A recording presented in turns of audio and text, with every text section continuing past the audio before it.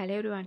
ड्रामे के स्टार्टिंग में जियांग फैमिली की अडॉप्टेड बेटी मिंजू को देखते हैं और जियांग फैमिली घर पर नहीं थी तो मिंजू चांस देखती है तो सेफ खोल को चोरी करने लगती है और वो गोल्ड के बाहर निकालती है कि जियांग फैमिली की बायोलॉजिकल बेटी याओ वहाँ आती है तो वो उसका हाथ पकड़ लेती है और यही हमारी स्टोरी की फीमेल लीड है। याओ से बोलती है कि तुम अपने ही घर में चोरी क्यों कर रही हो, अगर पेरेंट्स आ गए तो उन्हें बुरा लगेगा, वो तुमसे बहुत प्यार करते हैं। मिंजू बोलती है कि पेरेंट्स मुझसे बहुत मोहब्बत करते हैं और मैं जो चाहूँ कर सकती हूँ और बोलती है कि तुम्हारा ट्रस्ट कौन करेगा कि मैंने घर में चोरी की। तो याओ से बोलती है कि तुम चीजें वापस रखो वरना पेरेंट्स आए तो मैं उन्हें बताऊंगी। मिंजू उसे हिट करती है और बोलती है कि तुम मेरे काम में इंटरफेयर ना करो। वो बाहर जाती है तो याओ इसके पीछे जाती है और बोलती है कि तुम गोल्ड वापस रखो, मैं प्रिटेंड करूंगी कि मैंने कुछ नहीं देखा। और वो उसे बैग छीनने लगती है। बैग पानी में गिरता है तो गोल्ड के बाद तैरने लगते हैं। मिंजू को गुस्सा आता है तो वो याओ को पूल में पुश करती है। याओ बहुत मुश्किल से बाहर आने लगती है तो मिंजू उसके हाथ पर पाँव रखती है और उसे टॉर्चर करती है और बाहर नहीं आने देती और बोलती है कि चाहे तुम मेरे पेरेंट्स की बायोलॉजिकल बेटी हो, तुम ऑर्फनेज में पली बढ़ी तो तुम्हारे पेरेंट्स सिर्फ मुझसे मोहब्बत करते हैं। और बोलती है कि तुम मेरे साथ कुछ भी शेयर नहीं कर सकती और बोलती है कि तुम पुअर हो, अगर मैं तुम्हारी जगह होती तो यहाँ आने की बजाय बाहर ही मर जाती क्योंकि तुम इतनी रिच फैमिली में सरवाइव नहीं कर सकती। और फिर उसे पानी में डुबोकर मारने लगती है।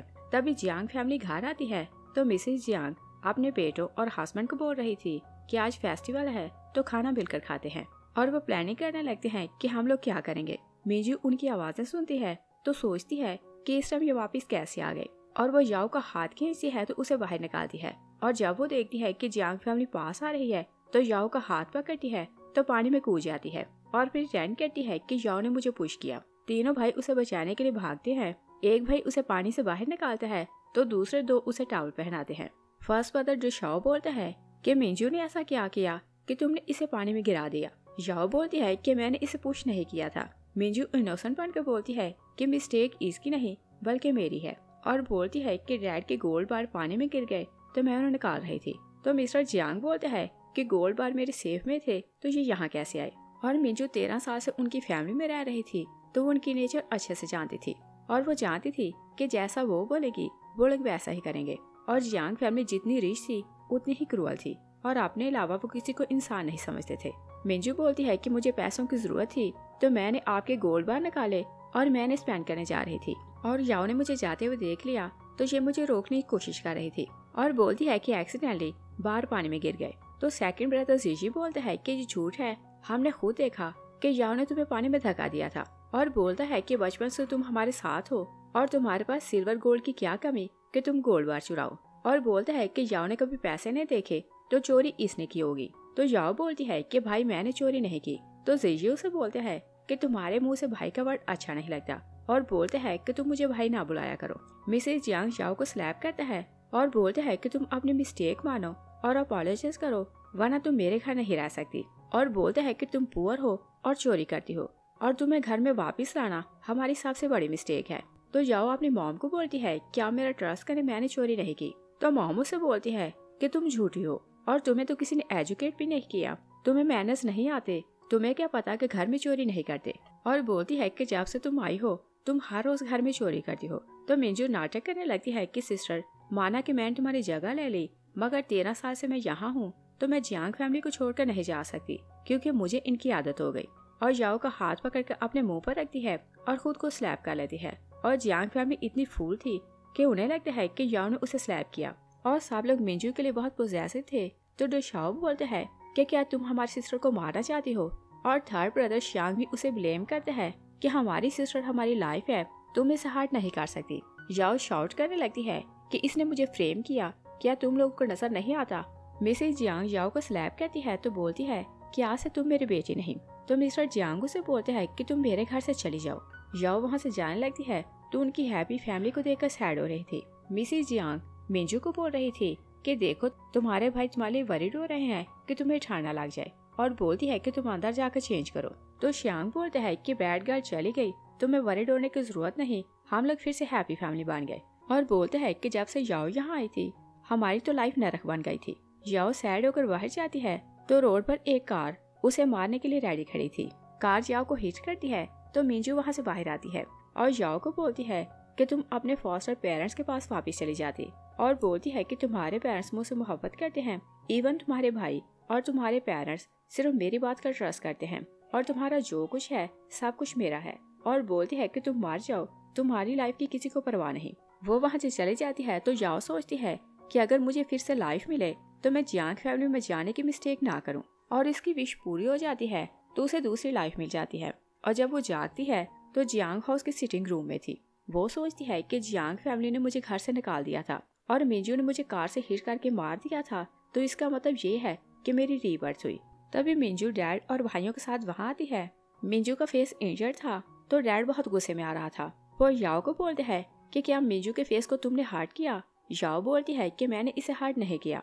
तो जीजू से बोलते हैं कि देखो तुमने इसे स्लैप किया, इसका फेस रेड हो रहा है। और बोलते हैं कि जब से तुम वापस आई हो तुम हमारी सिस्टर को बुली करती हो, और बोलते हैं कि तुम ये न समझना कि तुम मिंजू की जगह ले सकती हो, और हमारी सिस्टर हमेशा मिंजू ही रहेगी। शियांग बोलते हैं कि जब से तुम आई हो तुम हर रोज हमारी सिस्टर को बुली करती हो, और घर में हर रोज चोरी होती है, और ऐसा तुम इस कारण करती हो कि सारा ब्लेम मिंजू पर आए तो हम उसे घर से निकाल दें, मगर हम उसे कभी घर से नहीं निकालेंगे। और बोलते हैं कि तुम्हारे अडॉप्टेड पेरेंट्स ने तुम्हें क्या सिखाया। तो जीजी बोलते हैं कि शायद डीएनए टेस्ट रिजल्ट में कुछ फॉल्ट होगा, इसमें तो हमारी फैमिली के जीन्स ही नहीं, इसे हमारे जैसे मैनर्स नहीं आते। तो याओ सोचती है कि पिछली लाइफ में जियांग फैमिली ने मेरा विश्वास नहीं किया और मुझे घर से निकाल दिया, और मिंजू ने कार से हिट करके मुझे मार दिया। और सोचती है कि चाहे मैं कुछ भी बोलूं, ये मेरी किसी बात का ट्रस्ट नहीं करेंगे, और वो डिसाइड करती है कि उन्हें इनके सामने नहीं झुकना। वो गुस्से में आती है तो मिंजू को जोर से स्लैप करती है और बोलती है कि पहले तो मैंने तुम्हें हर्ट नहीं किया था, मगर अब मैंने तुम्हें हिट किया। जीजू से बोलते हैं कि तुमने इसे हमारे सामने हिट करने की हिम्मत कैसे की। तो याओ बोलती है कि मैं तो तुम्हें भी स्लैप कर सकती हूँ, और बोलती है कि चाहे मैं कुछ भी बोलूं, तुम तो मेरी बात का ट्रस्ट नहीं करोगे। डैड उसे बोलते हैं कि तुम मिंजू से अपॉलोजाइज करो। याओ ना बोलती है तो डैड उसे स्टिक से हिट करते हैं ताकि उसे नीचे बिठाए, मगर याओ उसकी स्टिक पकड़ लेती है और डैड को जोर से हिट करती है।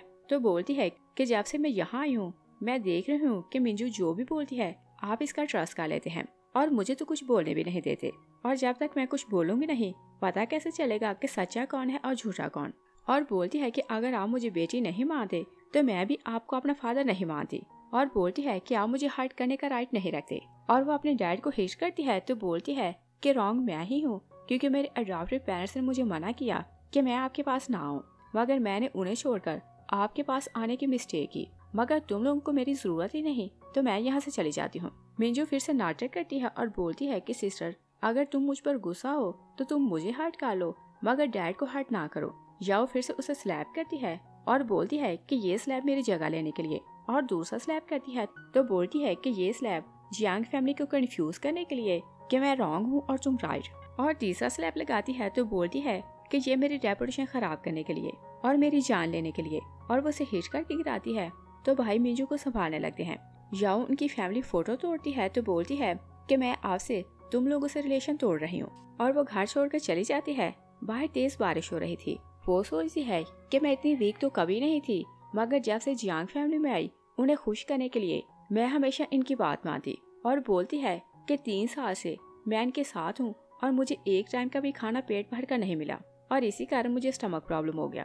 तभी उसके पेट में दर्द होने लगते है तो वो पेट पर हाथ रखती है तो बैठ जाती है। तभी 2 गार्ड और उसका अडॉप्टेड ब्रदर चिंग वहाँ आता है तो याओ को इस कंडीशन में देखकर शॉक रह जाता है, और फ्लैशबैक में देखते हैं कि 13 साल पहले याओ को सॉन्ग फैमिली ने अडॉप्ट किया था और उनका ऑलरेडी एक बेटा था, और उन्हें लगता था कि उनकी फैमिली कंप्लीट नहीं तो वो याओ को अडॉप्ट करते हैं, और वो याओ को बहुत प्यार से रखते थे।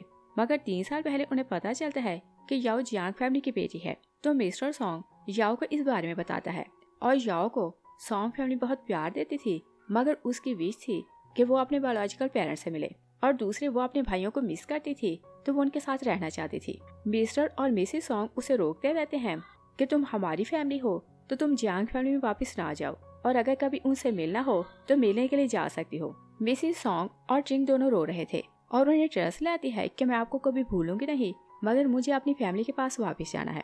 तो उसकी खुशी के लिए सॉन्ग फैमिली उसे जाने देती है, और वो जाने लगती है कि चिंगू से बोलते हैं कि अपने नए भाइयों से मिलने की खुशी में तुम मुझे भूल ना जाना, क्योंकि तुम्हारा भाई सिर्फ मैं हूँ, और बोलते हैं कि मैंने तुम्हें अपनी गोद में खिलाया तो मेरा सब्स्टिट्यूट कोई नहीं हो सकता, और एडवाइस करते हैं कि अगर कोई तुम्हें बुली करे तो तुम हमारे पास वापस आ सकती हो, और बोलता है कि कुछ प्रॉब्लम हो तो सिर्फ एक फोन कॉल करना, मैं तुम्हें लेने आ जाऊंगा। और फिर हम प्रेजेंट में देखते हैं, चिंग बोलता है कि मुझे नहीं पता था कि याओ फैमिली ने तुम्हें इस हाल में रखा है, और पूछता है कि तुम रोड पर ऐसे कैसे बैठी हो, और वो नहीं जानता था कि याओ ने उसे मिलने के लिए क्यों बुलाया है। वो बोलता है कि अगर किसी ने तुम्हें बुली किया है तुम मुझे बताओ, मैं सारे स्कूल सेटल करूंगा। और वो जियांग हाउस जाने लगता है तो याओ उसे रोक लेती है और बोलती है कि मुझे घर ले चलो। तो चिंग उसे उठाकर कार में बिठाता है और प्यार से उसके बाल ड्राई करने लगता है। तो याओ सोचती है कि पास्ट लाइफ में मैं इन्हें छोड़कर चली गई, और अब मुझे रियलाइज हुआ कि रियल में सॉन्ग फैमिली मुझसे मोहब्बत करती है और जियांग फैमिली मुझसे नफरत करती है, और डिसाइड करती है कि सॉन्ग फैमिली मेरा सब कुछ है, मुझे कभी उन्हें छोड़कर नहीं जाना। नेक्स्ट सीन में देखते हैं कि डुशाओ घर आता है तो जीजू से बताता है कि याओ ने मिंजू को हर्ट किया। डुशाओ वरिड होता है तो मिंजू के रूम में जाता है तो जीजू से बताता है कि उसने फैमिली फोटो तोड़ी और उसके कांच से मिंजू का फेस इंजर्ड हो गया, और बोलता है कि इसे इंजर्ड करने के बाद वो यहाँ से भाग गई। डुशाओ बोलता है कि उसका एंट्रेंस एग्जाम आने वाला है तो वो घर छोड़कर कैसे चली गई। और चिंग याओ को घर लाता है तो उसे जिंजर टी पिलाता है और बोलता है कि तुम ये ना भूलना कि तुम सॉन्ग फैमिली की प्रिंसेस हो, और 10 साल हमने तुम्हें इतने प्यार से रखा और हमारे होते कोई तुम्हें बुली नहीं कर सकता। और फिर वो उसे बोलता है कि तुम दिल से मुझे अपना भाई मानो और मैं तुम्हें बचाने के लिए अपनी जान भी दे सकता हूँ। याओ बोलती है कि आप ऐसी बातें ना करें। तो चिंगू से पूछता है कि तुम्हारा आगे के क्या प्लान है। याओ बोलती है कि मुझे कॉलेज एंट्रेंस एग्जाम देना है, और बोलती है कि 1 वीक है, मुझे तैयारी करनी है। तो चिंगू से बोलता है कि जियांग फैमिली ने तुम्हें बोला था कि तुम एंट्रेंस एग्जाम नहीं दे सकती, तो तुमने तो डिसाइड किया था कि तुम एग्जाम नहीं दोगे, और बोलते है कि तुमने माइंड नहीं बनाया था तो तुम नेक्स्ट ईयर एग्जाम दे देना।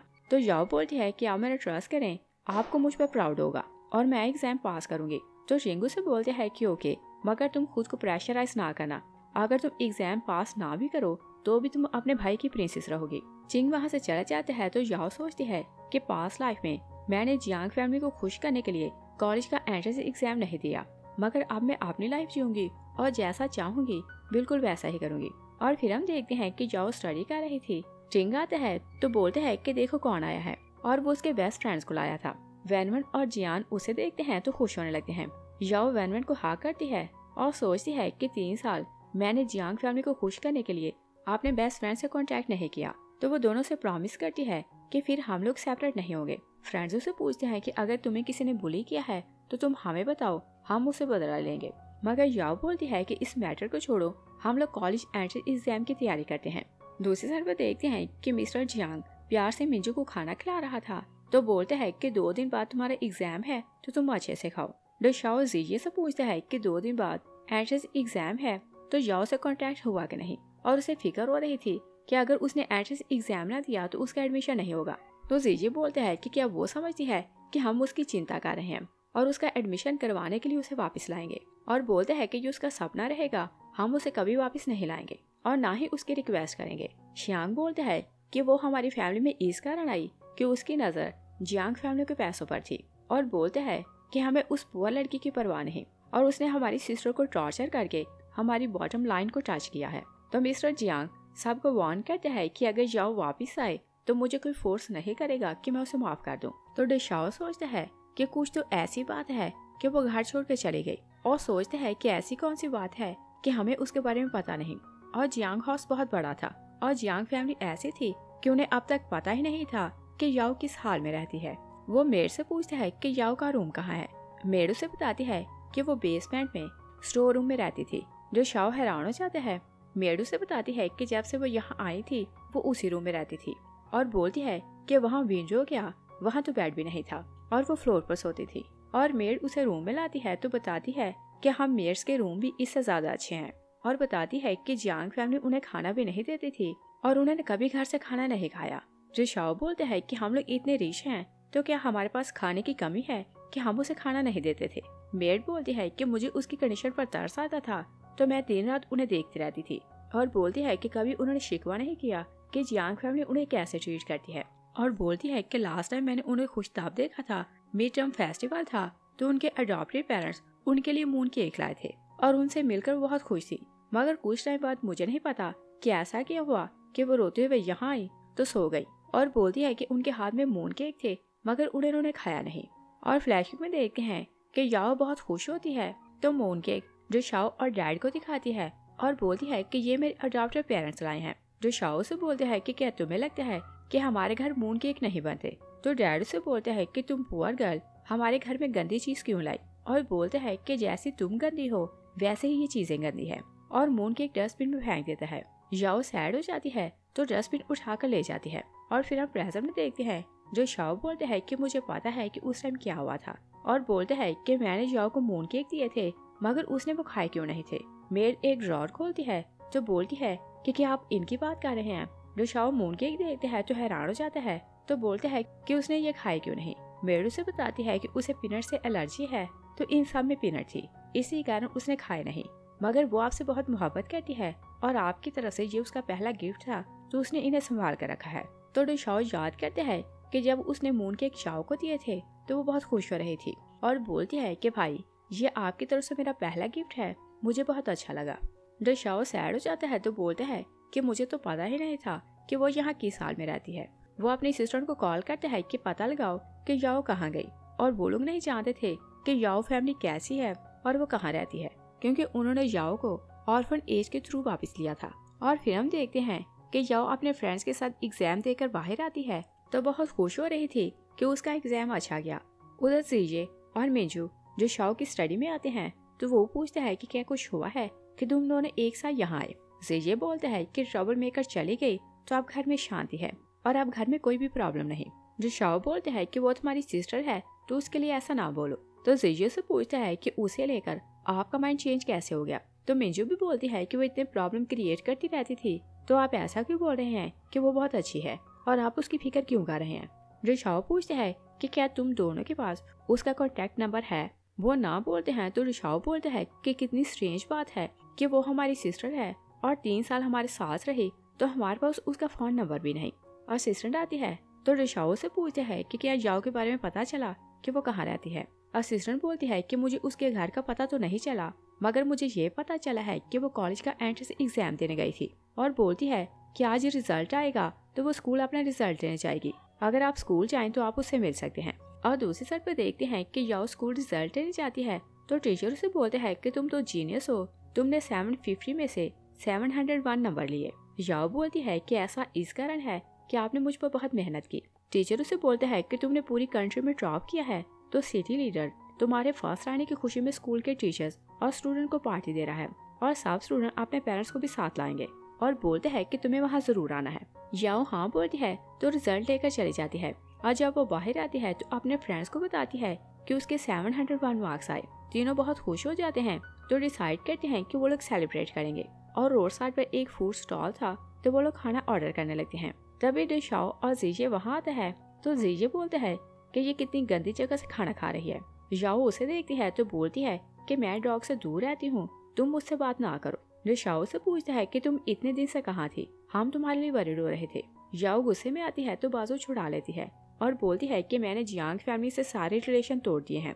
तभी उसके पेट में दर्द होने लगता है तो रिशाओ उसका हाथ पकड़ता है और बोलता है कि तुम्हें क्या हुआ। याओ उसे हिच करती है तो रिशाओ से बोलता है कि तुम खुद को देखो, तुम्हारा एटीट्यूड क्या हो रहा है, और बोलता है कि तुम जियांग फैमिली की रेपुटेशन की परवाह नहीं कर रही। अगर किसी को पता चले कि तुम हमारी फैमिली की बेटी हो तो कोई हमारी फैमिली के बारे में क्या बोलेगा। याओ बोलती है कि तुम्हारी नजर में जियांग फैमिली की रेपुटेशन की वैल्यू है मगर किसी लाइफ की कोई भी इम्पोर्टेंस नहीं, और बोलती है कि तुम मेरी कंडीशन देख रहे हो, मैं यहाँ मर रही हूँ और तुम्हें अपने फैमिली के नाम की परवाह है। वो जाने लगती है तो रिशाओ उसे सॉरी बोलते हैं और बोलते हैं कि मिस्टेक मेरी है, तुम हमारे घर रही तो मुझे तुम्हारी केयर करनी चाहिए थी, और बोलते हैं कि तुम घर वापस चलो, मैं तुम्हारी केयर करूंगा। याओ बोलती है कि तुम मुझे वापस ले जाना चाहते हो ताकि मुझे अपनी आंखों के सामने मरता देखो। रिशाओ से बोलते हैं कि तुम्हारी तबीयत अच्छी नहीं, तुम हॉस्पिटल चलो, मगर याओ से बोलती है कि मैं तुम्हारे साथ कहीं नहीं जाऊंगी, और बोलती है कि मैं आम सी लड़की हूँ तो इतनी रिच फैमिली में नहीं रह सकती। रिशाओ बोलते हैं कि क्या तुम बाहर रहकर अकेले मरना चाहती हो। याओ बोलती है कि चाहे मैं मार जाऊँ मगर जियांग फैमिली में वापस नहीं जाऊंगी। वो जाने लगती है कि गिर जाती है। दोनों भाई उसके लिए वरीड होने लगते हैं।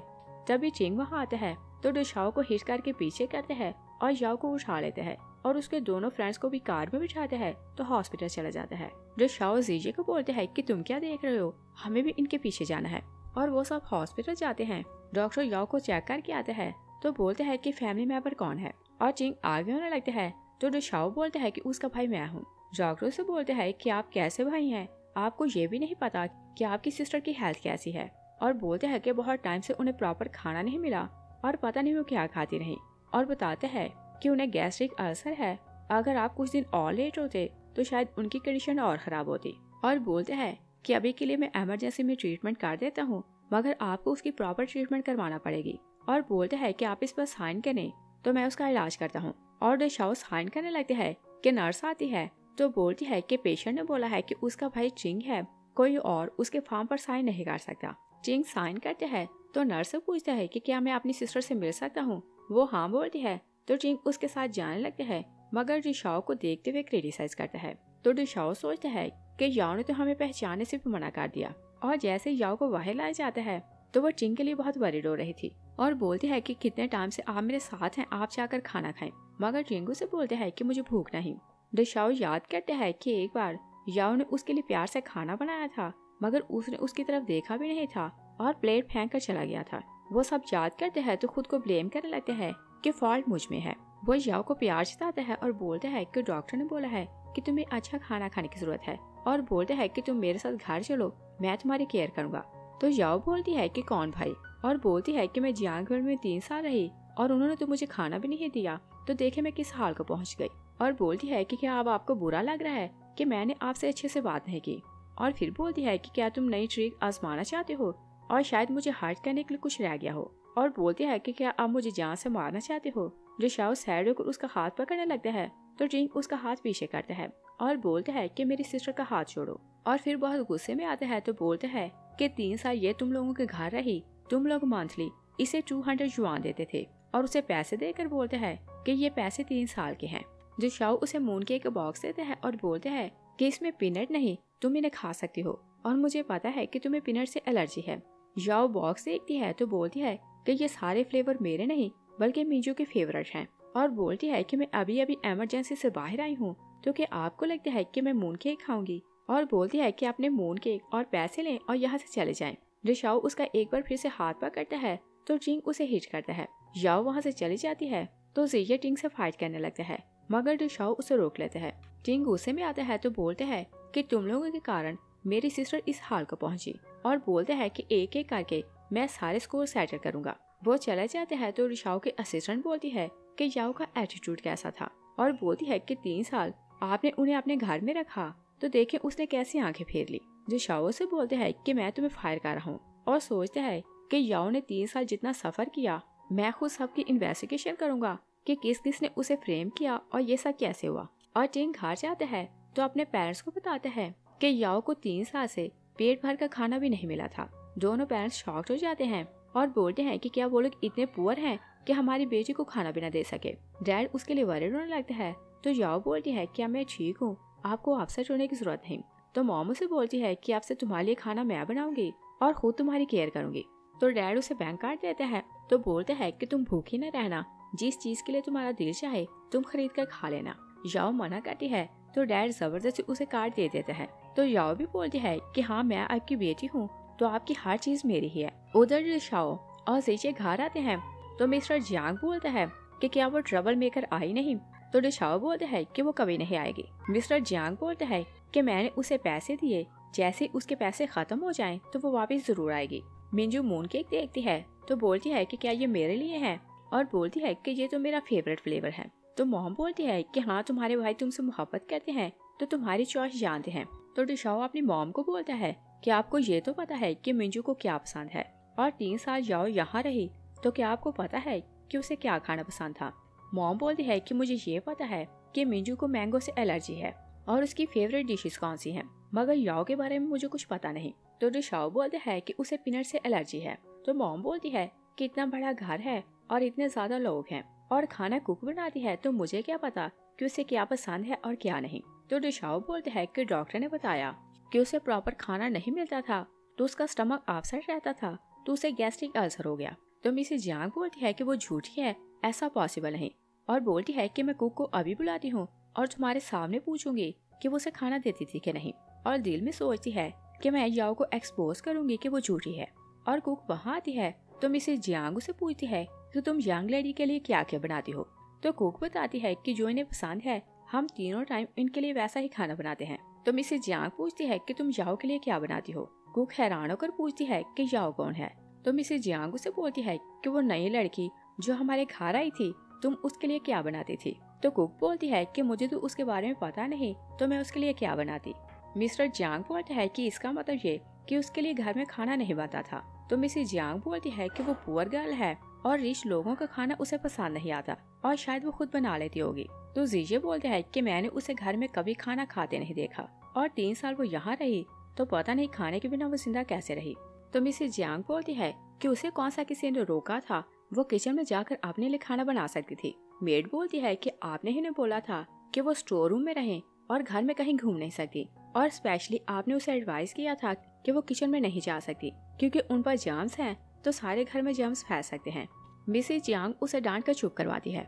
जो शाओ बोलते हैं कि मैंने इन्वेस्टिगेशन की है, ये उसका मील कार्ड है, वो हमेशा कैंटीन से खाना खाती थी। तो मॉम बोलती है कि हम उसे पैसे देते थे तो वो कार्ड रिडीम करवा सकती थी और जैसे चाहे बाहर से खाना खा सकती थी। तो डे शाओ बोलते हैं कि वो स्कूल में पढ़ाई के साथ पार्ट टाइम जॉब करती थी, मगर उस जॉब से उसे पैसे कम मिलते थे और जो कुछ उसमें खा सकती थी वो खाती थी।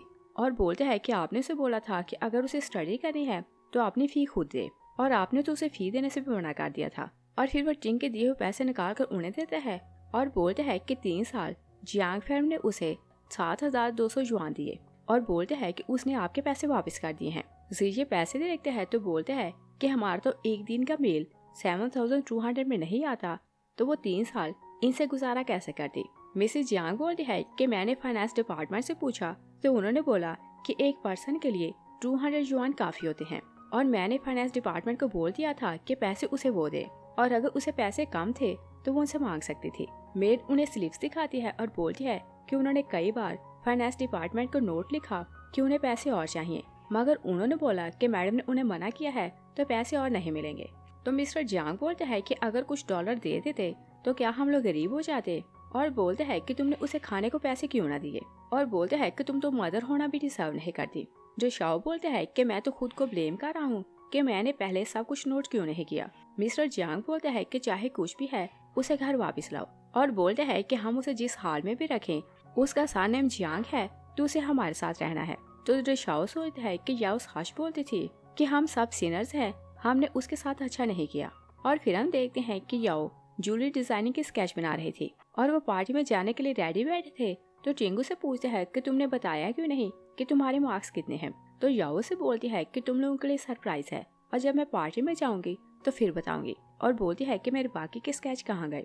और वो स्केच ढूंढने के लिए ड्रॉर खोलती है तो वहाँ अपने बचपन के स्केच देखती है। तो बोलती है कि ये तो मैंने बचपन में बनाए थे, तो ये आपने यहाँ क्यों रखे। और फिर वो फोटो एल्बम देखती है तो अपने बचपन की तस्वीरें देखती है तो पास को याद करने लगती है और बोलती है कि तुमने इसे यहाँ क्यों रखा। टिंगू से बोलते हैं कि तुम जियांग हाउस चली गई तो हम तुम्हें मिस करते थे और हम सब लोग मिलकर तुम्हारी फोटोज देखते तो हमें लगता है कि तुम यहाँ हो। याओ बोलती है कि मैं प्रॉमिस करती हूँ कि फिर आपको छोड़कर नहीं जाऊंगी, और वो पार्टी के लिए जाने लगते हैं। तो याओ टिंगू बोलती है कि तुम और पेरेंट्स मेंटली प्रिपेयर रहना, तुम लोगों के लिए सरप्राइज है। और दूसरी साइड पर देखते हैं कि मिंजू अपने पेरेंट्स और भाइयों के साथ पार्टी में आती है। तो मिसेस जियांग से बोलती है कि तुम्हारे मार्क्स 650 हैं तो तुम ही फर्स्ट आओगी। मिंजू बहुत खुश होने लगती है तो बोलती है कि आज मेरे कारण जियांग फैमिली का नाम और ऊंचा होगा।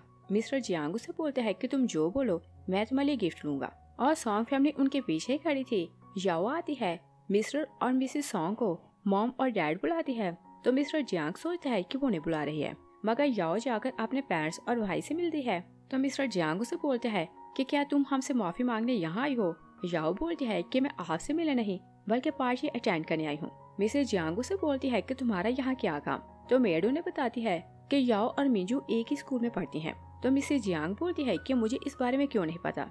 याओ बोलती है आपको तो किसी भी बात का पता नहीं होता। मिसेस जियांग बोलती है कि चाहे तुम मिंजू के स्कूल में पढ़ती हो मगर मेरी बेटी के स्कोर तुमसे ज्यादा हैं और तुम कभी इसे हरा नहीं सकती। वैनमन और जियान उनकी बातें सुनते हैं तो हंसने लगते हैं। वैनमन बोलती है कि जियांग फैमिली तो फूल है, इन्हें तो पता ही नहीं कि इनकी बेटी के मार्क्स कितने हैं। जो शाओ याओ को बोलता है कि ये सच है कि मिंजू तुमसे ज्यादा इंटेलिजेंट है तो तुम्हें इतनी बड़ी बड़ी बातें करने की जरूरत नहीं। याओ बोलती है कि ओके अंदर चलते हैं तो सब कुछ देख लेते हैं। और वो लोग हॉल में आते हैं तो तो स्कूल प्रिंसिपल बहुत खुश होकर अनाउंस करता है कि हमारी स्कूल की गर्ल ने पूरी कंट्री में टॉप किया और वो मिस जियांग का नाम लेते हैं। तो जियांग फैमिली खुश होने लगती है कि मिंजू का स्कोर सबसे हाईएस्ट है। प्रिंसिपल बोलते हैं कि मिस जियांग और उनके पेरेंट्स यहाँ आए। मिंजू बहुत खुश हो जाती है तो पेरेंट्स को लेकर स्टेज पर जाती है और मिस्टर जियांग बहुत खुश हो जाते हैं तो प्राउड होकर अनाउंस करते हैं कि मैं अपनी बेटे के नाम से स्कूल की लाइब्रेरी के लिए इन्वेस्ट करूंगा, क्योंकि ये 750 मार्क्स लेकर पूरा चाइना में फर्स्ट आई। प्रिंसिपल हैरान होता है तो बोलते हैं कि फर्स्ट आने वाली लड़की के मार्क्स 701 है, 650 नहीं। और टीचर को बोलते हैं कि रिजल्ट सामने डिस्प्ले करो, और रिजल्ट सामने डिस्प्ले होता है तो याओ के मार्क्स सबसे ज्यादा थे। प्रिंसिपल टीचर से पूछता है कि आपको ये मिस्टेक कैसे हुई। तो टीचर बोलते हैं कि दोनों का सार नेम जियांग है और दोनों के पेरेंट्स का फोन नंबर भी एक ही था, तो मुझे मिस्टेक हो गई। मिंजू बहुत गुस्से में आती है कि फर्स्ट याओ है। मिस्टर जियांग फैमिली को साइड पर लाते हैं तो मिंजू बहुत गुस्से में आ रही थी और मिस्टर जियांग भी बहुत गुस्से में था। जो शाओ ने रिलैक्स करते हैं कि वो भी हमारी फैमिली की मेंबर है तो हमें खुश होना चाहिए और उसके कारण हमारी फैमिली की रिस्पेक्ट हो रही है। मिस्टर जियांग बोलते हैं कि हाँ वो मेरी बेटी है तो हमें इस बात की क्या चिंता। और मिसेस जियांग भी अपने बात सीधे करने लगती है कि वो उसके साथ जाकर पिक्चर्स बनवाएगी। और याओ को स्टेज पर बुलाया जाता है तो वो सॉन्ग फैमिली को सामने बुलाती है। जियांग फैमिली बहुत गुस्से में आती है। याओ अपने पेरेंट्स का थैंक्स करती है कि आज मैं जो कुछ हूँ सब कुछ इनके कारण हूँ। प्रिंसिपल मिस्टर सॉन्ग को बोलते हैं कि आप अपने बेटे के बारे में कुछ बोलें। तो मिस्टर सॉन्ग बोलता है कि मैंने कभी अपनी बेटी को फोर्स नहीं किया कि वो ज्यादा मार्क्स लाए और मेरी एक ही विश है कि ये खुश और हेल्दी रहे। तो सब पेरेंट्स बोलते हैं कि फैमिली ऐसी होनी चाहिए और याओ अपने पेरेंट्स को लेकर जाने लगती है कि मिस्टर जियांग गुस्से में आते हैं तो उसका हाथ पकड़ लेते हैं और बोलते हैं कि तुम हमारी बायोलॉजिकल बेटी हो, तुम आउटसाइडर को अपनी फैमिली क्यों मार रही हो, और बोलते हैं कि तुमने हमारा थैंक्स क्यों नहीं किया। याओ बोलती है कि आपने मुझे घर से निकाल दिया और क्या मैं आपका थैंक्स करूं कि आपने मेरे साथ ऐसा किया। जिंग बोलते हैं कि आप लोगों को तो ये भी नहीं पता कि ये किस क्लास और किस स्कूल में पढ़ती है। इवन ये तुम लोगों के घर पर थी तो तुम लोगों को तो ये भी नहीं पता था कि ये किस हाल में है। याओ उसे आर्ग्यू करने से रोकती है तो अपने पेरेंट्स और भाई को ले जाती है और सब लोग चले जाते हैं, मगर जियांग फैमिली वहीं हॉल में बैठी हुई थी। जीजे आता है तो सॉरी करते हैं कि मैं आने में लेट हो गया और फिर पूछते हैं कि मिंजू फर्स्ट आई तो तुम लोग सैड क्यों हो। तो जोशाओ से बोलते हैं कि सामने रिजल्ट देखो। जीजे रिजल्ट देखते हैं तो शॉक रह जाते हैं और बोलते हैं कि क्या याओ इतनी इंटेलिजेंट है और हमें तो उसको लेकर कुछ पता ही नहीं। मिस्टर जियांग बहुत गुस्से में आते हैं और बोलते हैं कि फर्स्ट सिर्फ मेरी बेटी मिंजू को आना था और गुस्से में चला जाता है। तो जोशाओ सोचते हैं कि लोग सच बोलते हैं कि प्रेजुडिस किसी की भी जान ले सकता है और बोलते हैं कि इनके ग्रज को कम करना मुश्किल है। और याओ अपने पेरेंट्स के साथ घर जाती है तो बोलती है कि हम तो घर जा रहे थे तो हम लोग कहाँ आ गए। मॉम उसे बताती है कि यह हमारा ही घर है, हम तुम्हें सरप्राइज देना चाहते थे और बताती है कि हम लोग मिडिल क्लास फैमिली नहीं बल्कि बिलियनियर हैं। वो शॉक रह जाती है तो डैड उसे बोलते हैं कि तुम्हारी मॉम सच बोल रही है और बोलते हैं कि हमारी फैमिली का रूल है कि हम अपने बच्चों को नहीं बताते कि हम कितने रिच हैं ताकि वो स्पॉइल ना हो। और जब सबसे छोटा बच्चा 18 ईयर्स का होता है तो हम सबको बताते हैं कि हम लोग कितने रिच हैं। बहुत सी मेयर्स याओ के लिए गिफ्ट लाती हैं तो मॉम बोलती है कि ये सब तुम्हारे लिए है और अगर कोई चीज पसंद ना हो तो कल मेरे साथ जाना और खरीद लेना। तो याओ बोलती है कि आप मेरी मॉम हैं, आप मेरे लिए जो कुछ लें मुझे हर चीज अच्छी लगेगी। और फिर वो अपने मॉम डैड का थैंक्स करती है कि आप रियल में पेरेंट्स होना डिजर्व करते हैं। और जो शाओ घर जाता है तो बहुत ड्रिंक आ रहा था और उसे रिग्रेट हो रहा था कि उनकी फैमिली ने याओ को बहुत बुरे से ट्रीट किया। तभी उसका असिस्टेंट उसे याओ का फोन ला कर देता है और ड्रिंक करने से रोकता है। जो शाओ बोलते हैं कि आज मुझे घर पर रहकर डिप्रेशन हो रहा है, मुझे नहीं पता था कि हम लोग इतने हार्टलेस हैं। और बोलते हैं कि याओ पता नहीं यहाँ कैसे रहती थी और जो शाओ ने किसी तरह याओ का फोन चोरी करवाया था। असिस्टेंट चला जाता है तो वो याओ का फोन चेक करने लगता है और याओ ने छोटे छोटे क्लिप बनाकर अपने बेस्ट फ्रेंड वैनमन को सेंड किए थे। वो क्लिप्स चेक करने लगता है तो उसने एक वीडियो में बताया था कि मैं अपने फर्स्ट ब्रदर को एडमायर करती हूँ, वो सक्सेसफुल बिजनेसमैन है और उसने बताया था कि मेरा भाई बहुत हैंडसम है और मैं बड़े होकर उस जैसी बनूंगी। और वो क्योंकि अपनी फैमिली के साथ हर मेमोरी को सेव करना चाहती थी तो उसने हर बार की वीडियो बनाई थी। और एक वीडियो में उसने रिकॉर्ड किया था कि आज भाई की मीटिंग थी तो उसे जल्दी जाना था और मैंने पहली बार भाई के लिए ब्रेकफास्ट बनाया मगर उसने खाया नहीं और खाना फेंक दिया और बोल दिया कि मैं डाइटिंग कर रहा हूँ। और फिर उसने रिकॉर्ड किया था कि आज फेस्टिवल है मगर भाई कंपनी गया है और मैं उसके लिए मून केक लेकर गई मगर भाई ने उन्हें खाने से मना कर दिया। तो शाओ याद करता है कि वो तेज बारिश में उसके लिए मून केक लाई थी मगर उसने मून केक गार्ड को दे दिए थे और गार्ड भी उन्हें फेंक देता है। याओ मून केक उठाने लगती है तो डिशाओ उसे नफरत से देखने लगते हैं और सोचते हैं कि ये कितनी पुअर और गंदी है, रोड से खाना उठा रही है। और वो वन बाय वन याद करने लगते हैं कि उसने याओ के साथ क्या क्या किया, तो उसे खुद से नफरत होने लगती है। वो ग्लास तोड़ते हैं तो रोने लगते हैं कि मैं तो ब्रदर होना डिजर्व नहीं करता। और फिर हम देखते हैं कि सॉन्ग फैमिली याओ को बहुत प्यार से ब्रेकफास्ट करवा रही थी। मिस्टर सॉन्ग बोलते हैं कि मैंने तुम्हारे स्केच देखे, तुम बहुत टैलेंटेड हो, मैं तुम्हारे सारे डिजाइन का एग्जीबिशन करवाऊंगा और तुम्हारा एडमिशन डिजाइनिंग स्कूल में करवाऊंगा। याओ बोलती है कि वो बचपन के स्टूपिड से डिजाइन है, तो आप एग्जीबिशन के लिए पैसा वेस्ट ना करें। मगर मिस्टर सॉन्ग बोलते हैं कि तुम नहीं जानती कि तुम्हारे डिजाइन कितने यूनिक हैं। तभी एक गार्ड आता है तो बताता है कि एक लड़का आया है, वो बोल रहा है कि वो आपका भाई है। और याओ बाहर जाती है तो जीजे और डिशाओ वहाँ आए थे। जीजे बोलते हैं कि देखने में लगता है कि याओ के अडॉप्टिव पेरेंट्स बहुत रिच हैं। तभी याओ बाहर आती है, डिशाओ से बोलते हैं कि देखो मैं तुम्हारे लिए मून केक लाया हूँ और ये मैंने अपने हाथों से बनाए हैं। याओ बॉक्स नीचे गिराती है तो जीजे उसका हाथ पकड़ लेते हैं और बोलते हैं कि तुम इतनी रूड कब से हो गई। याओ अपना हाथ छुड़ाने लगती है मगर जीजे उसका हाथ नहीं छोड़ता। याओ गार्ड्स को बुलाती है तो वो लोग उसका हाथ छुड़ा लेते हैं। याओ चली जाती है तो डिशाओ मून केक उठाने लगते हैं। तभी उसके स्टमक में पेन होने लगता है तो जीजे बोलते हैं कि आप इतनी गंदी जगह से मून केक क्यों उठा रहे हैं। तो डिशाओ उसे याओ का फोन देता है और बोलता है कि इसमें सब कुछ है, तुम देखोगे तो तुम्हें समझ आ जाएगी। तभी वो गिर जाता है तो जीजे उसे हॉस्पिटल आता है और वो खुद भी एक डॉक्टर था। और गैस्ट्रिक का डॉक्टर जो शाओ को चेक करता है तो बोलता है कि मैंने मेडिसिन लगा दी है, ये जागेंगे तो ठीक हो जाएंगे। जीजे सोचता है कि इस फोन में ऐसा क्या है कि भाई याओ की हर बात सुन रहा है। और वो अपने ऑफिस जाते हैं तो फोन चेक करने लगते हैं और सबसे पहले वो एक क्लिप देखते हैं वैन में याओ से पूछ रहे थे कि तुमने बोला था कि तुम अपनी फैमिली फोटो मुझे सेंड करोगी, तो तुमने सेंड क्यों नहीं की। तो याओ से बोलती है कि बारिश होने लगी तो हमने फैमिली फोटो नहीं बनवाई। तो जीजे याद करने लगते हैं कि वो लोग फैमिली फोटो बनवाने लगते हैं।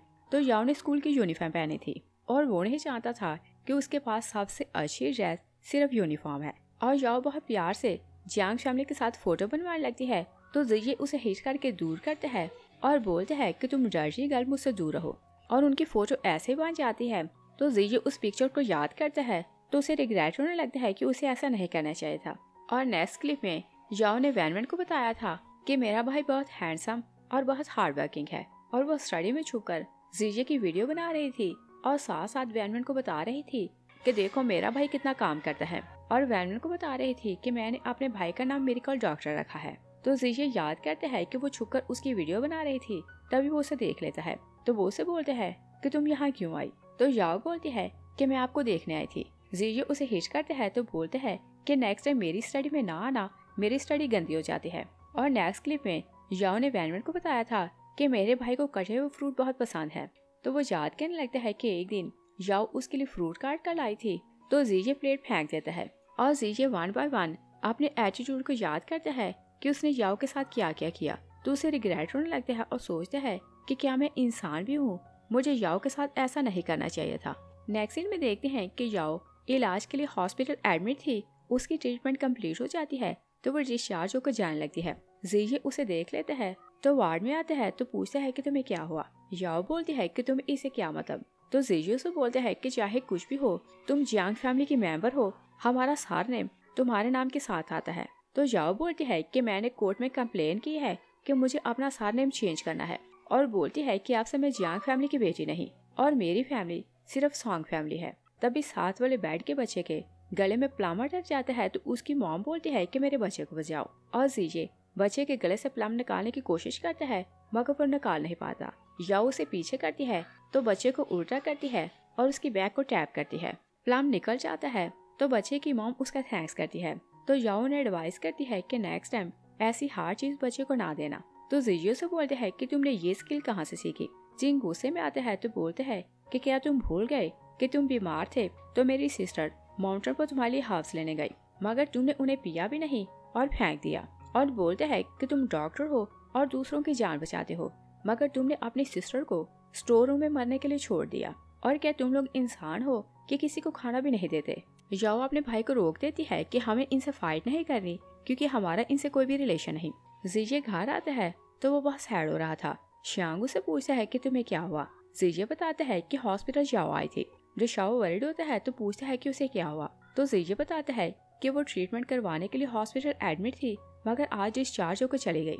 और बोलते हैं कि वो 3 साल हमारे साथ रही, हमने उसकी केयर नहीं की तो वो हमें डिसलाइक करने लगी है। और फिर बताते हैं कि आज उसने एक बच्चे की हेल्प की तो उसकी मॉम उसे अप्रिशिएट कर रही थी। और बोलते हैं कि हमें तो लगता था कि वो अनएजुकेटेड और पुअर गर्ल है, उसमें कोई भी टैलेंट नहीं और ना ही उसे मैनर्स आते हैं, और हम उसे बुली करते, मगर वो हमसे कभी कंप्लेन नहीं करती।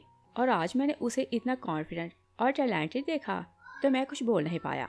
और बोलते हैं कि वो वीक लड़की नहीं, मगर हमारी मोहब्बत के कारण चुप रहती थी। श्यांग बोलते हैं कि तुम दोनों का माइंड उसको लेकर चेंज कैसे हो गया, और वो तो एक वाइल्ड गर्ल है। जो शाओ बोलते हैं कि वो हमारी सिस्टर है, तुम ऐसा नहीं बोल सकते। श्यांग बोलते हैं कि मैं उसे सिस्टर नहीं मानता। और श्यांग क्लब जाते हैं तो वहाँ वो याओ को देखता है। उसका फ्रेंड देखता है कि वो उस लड़की को देखे जा रहा है तो बताता है कि ये टिंग की सिस्टर है। टिंग अपनी सिस्टर को डिजाइनिंग पढ़ाना चाहता है तो वो इसे बड़े डिजाइनर से मिलवाने लाई है। श्यांग बोलता है कि सॉन्ग फैमिली पैसा वेस्ट कर रही है, इसमें तो कोई भी टैलेंट नहीं, और क्या ये सपना देख रही है कि बड़े लोगों के साथ काम करेगी। तो फ्रेंड उसे बोलते हैं कि सब बड़े लोगों को ऐसी क्रिटिसिज्म से गुजरना पड़ता है, और तुम ऐसा बोल रहे हो तो ये कोई बड़ी बात नहीं। और फिर बोलते हैं कि तुम उसे जानते नहीं तो उसके बारे में ऐसा क्यों बोल रहे हो। और बोलते हैं कि हम लोग जाकर उससे मिलते हैं, मगर श्यांग बोलते हैं कि मुझे उससे नहीं मिलना। और जब वो वापस घर आता है तो जीजे को बताता है कि मैंने याओ को क्लब में देखा, उसका भाई उसे बड़े बड़े डिजाइनर से मिलवाने लाया था क्योंकि वो उसे जूलरी डिजाइनिंग पढ़ाना चाहता है। और बोलता है कि चाहे वो कुछ भी कर ले वो डिजाइनर कभी नहीं बन सकती। जीजे बोलते हैं कि तुम उससे इतनी नफरत क्यों करते हो। तो श्यांग बोलता है कि जब मेरा एक्सीडेंट हुआ तो उसने मेरी हेल्प नहीं की थी, मैं तो उसे सिस्टर नहीं मानता। तो जीजे से बोलते हैं कि ये उसका फोन लो और देखो कि वो तुम्हारे लिए क्या सोचती है। और श्यांग रूम में जाता है तो सोचता है कि मैं इसका फोन चेक नहीं करूंगा। और फिर वो सोचता है कि उसके कारण मेरा एक्सीडेंट हुआ और डॉक्टर ने बोला कि मैं सारी लाइफ के लिए चल फिर नहीं सकता। और सोचते हैं कि वो बेयर गर्ल मेरे लिए लकी थी, उसने मेरी हेल्प की और मुझे इनकरेज किया तो मैं अपने पाँव पर खड़ा हो गया। और फिर वो उस लकी गर्ल को टेक्स्ट करता है और उसका थैंक्स करता है। और जैसे टेक्स्ट सेंड करता है तो टेक्स्ट याओ के फोन पर आता है। वो हैरान हो जाता है तो उसका फोन चेक करता है और सारे मैसेज चेक करता है तो उसे समझ आती है कि जो लड़की बेयर बनकर उसे दिन रात इनकरेज करती थी वो रियल में याओ थी। और फ्लैशबैक में देखते हैं कि फर्स्ट और लास्ट टाइम श्यांग याओ को स्कूल से लेने जाता है तो रास्ते में उनका एक्सीडेंट हो जाता है और याओ भी बहुत इंजर्ड थी। वो कार से बाहर निकलती है तो फ्रंट डोर खोलने की कोशिश करती है, मगर डोर खुल नहीं पाता। और वो किसी को हेल्प के लिए बुलाने के लिए जाती है तो श्यांग उसे आवाज देता है कि मेरी हेल्प करो, मुझे छोड़कर ना जाओ। तभी वो बेहोश हो जाता है और उसे लग रहा था कि वो अपनी जान बचाकर भाग गई। और श्यांग जागता है तो वो हॉस्पिटल में था। जीयो से बताते हैं कि तुम शायद कभी अपनी टांगों पर चल नहीं पाओगे। और याओ उसे मिलने आती है, मगर श्यांग उससे नफरत करने लगता है कि उसने उसकी हेल्प नहीं की थी। तो वो गुस्से में बोलता है कि मैं तुम्हें देखना भी नहीं चाहता, और वो चीजें तोड़ने लगता है तो याओ वहाँ से चली जाती है। और इसके बाद से वो याओ से नफरत करने लगता है। और एक दिन श्यांग इतना डिसहार्ट होता है कि वो अपनी जान लेने की कोशिश करता है। तभी याओ बेयर का मास्क पहन कर आती है तो बोलती है कि अगर तुम्हें विश्वास है तो तुम अपने पाँव पर खड़े हो सकते हो और कोई ऐसा काम नहीं कि तुम ना कर सको। और वो इसे इनकरेज करती है तो श्यांग अपनी ट्रीटमेंट के लिए मान जाता है। और याओ उसका फोन नंबर लेती है तो दिन रात उसे टेक्स्ट करती और एनकरेज करती रहती।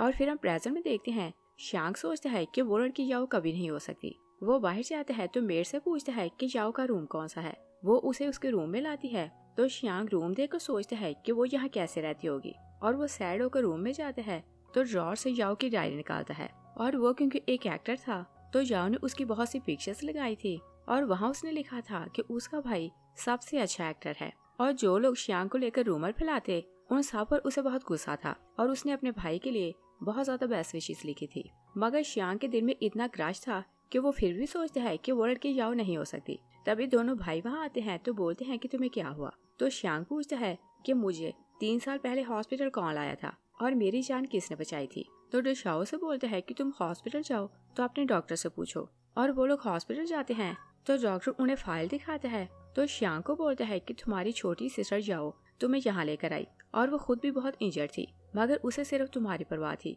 और मुझसे बार बार रिक्वेस्ट कर रही थी कि मेरी नहीं बल्कि मेरे भाई की जान पहले बचाएं। श्यांग डॉक्टर की बातें सुनता है तो वहीं बैठकर रोने लगता है और बोलता है कि हम जाकर उसे मनाते हैं। मगर शाओ बोलता है कि जितनी नफरत हम उससे करते हैं उससे कहीं ज्यादा अब वो हमसे नफरत करती है। मगर श्यांग जिद करने लगता है कि मुझे याओ से मिलना है। तो वो लोग चांस ढूंढने लगते हैं कि वो याओ से कहाँ मिल सकते हैं। नेक्स्ट सीन में देखते हैं कि टिंगशु अपनी सिस्टर के लिए ज्वेलरी का एग्जीबिशन अरेंज करवाता है। तो बहुत बड़े बड़े डिजाइनर वहाँ आए थे और हर कोई याओ के डिजाइन को एडमायर कर रहा था। तभी तीनों भाई वहाँ आते हैं। तो शियांग याओ का हाथ पकड़ता है और बोलता है कि मुझे याद आ गया कि तुम लकी बियर थी। तो याओ का फ्रेंड जियान उसका हाथ पकड़ता है तो बोलता है कि हमारी फ्रेंड से दूर रहो, तुम लोग इसे बुली करते हो। याओ शियांग से बोलती है कि क्या तुम्हें याद आ गया कि जब तुम इंजर्ड थे तो मैं बार बार तुमसे मिलने गई और तुमने हर बार मुझे हर्ट किया और मुझसे नफरत करने लगे और मेरी कोई बात भी नहीं सुनी कि मैंने उस टाइम तुम्हारे लिए क्या किया। और बोलती है कि तुमने मुझे हर्ट किया तो नर्स मुझे जीशे भाई के पास ले गई और उसने भाई को बताया कि आपकी सिस्टर इंजर्ड है तो आप इसकी केयर करें। मगर भाई ने बोला कि मुझे इसकी परवाह नहीं, इसे यहाँ से निकाल दो। और फिर डिशाओ को बोलती है कि आपको याद तो होगा कि थर्ड ब्रदर जब घर डिस्चार्ज होकर आया तो मैंने आपसे बोला कि मुझे उससे बात करनी है, मगर आप रूड हो गए और आपने बोला कि मैं जियांग फैमिली से चली जाऊं क्योंकि मैं आप लोगों के लिए अनलकी हूँ। तीनों भाई उससे अपोलोजाइज करते हैं मगर याओ उन्हें माफ नहीं करती और सब गेस्ट उनकी बातें सुन रहे थे जो बोलते हैं कि तुम लोग क्रूअल हो, तुम लोग यहाँ से चले जाओ और उन तीनों को वहाँ से निकाल दिया जाता है। तभी चाइना का टॉप ज्वेलरी डिजाइनर जो एस्टर्न ग्रुप का प्रेसिडेंट था वो वहाँ आता है। वो याओ के डिजाइन देखता है तो बोलता है कि तुम मेरी टीम को ज्वाइन करो, तुम बहुत टैलेंटेड हो और मैं तुम्हें सिखाऊंगा कि डिजाइनिंग कैसे करते हैं।